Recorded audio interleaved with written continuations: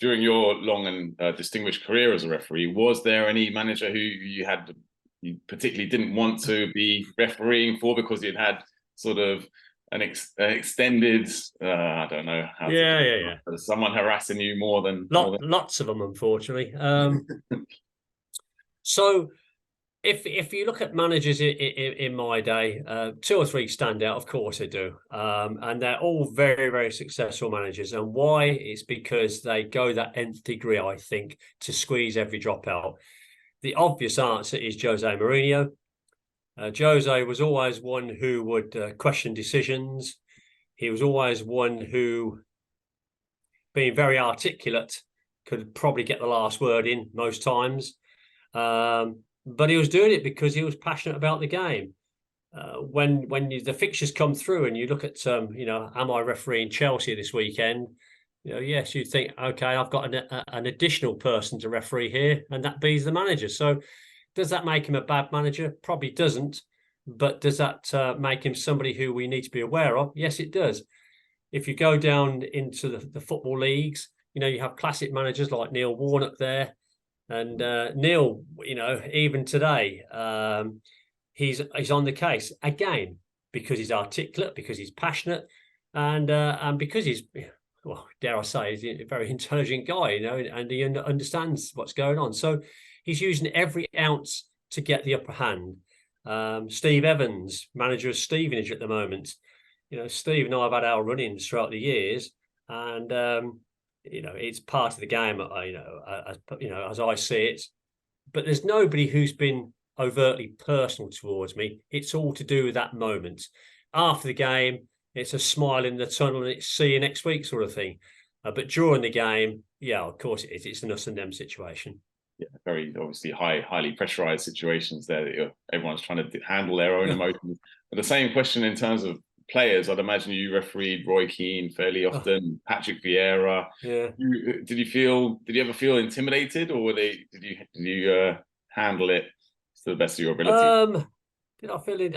I don't think referees feel intimidated, because we wouldn't be doing the job we're doing if that's the case. It's not a question as if I've just been parachuted into Old Trafford to referee Manchester United versus Spurs. I've gone through this long sort of process to build to that. So when I get to Manchester United, it's my job, it's my workplace, it's where I feel comfortable. Okay. But in terms of individual players, there's one who stands out, and I'm sure you won't mind me saying it, was Craig Bellamy. Oh, Craig Bellamy. Craig was a guy who would pick a fight in an elevator. Craig was a guy who, again, through his own passion for his demand and his drive that he got as a player, he'd question everything. And even if he lost the spin up to kick off, he'd question that. And that's from the moment he went on the field to the moment he left the field, he was in your face. And that's the way he's psyched up, and that's the way he sort of got through games.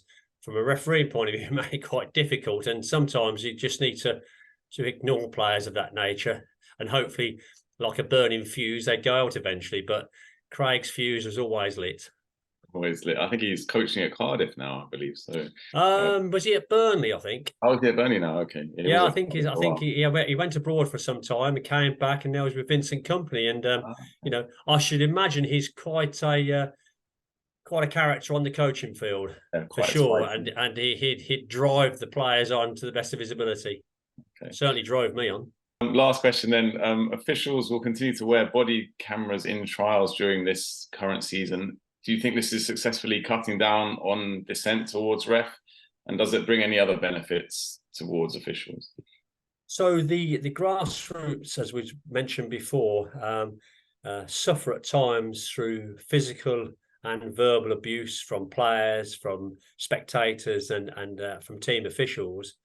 And the introduction of the body-worn camera, I think there's four counties who have introduced it so far. The early signs are that these do act as a deterrent towards such personal behaviour. I think it's really good for the game, really good for the individual.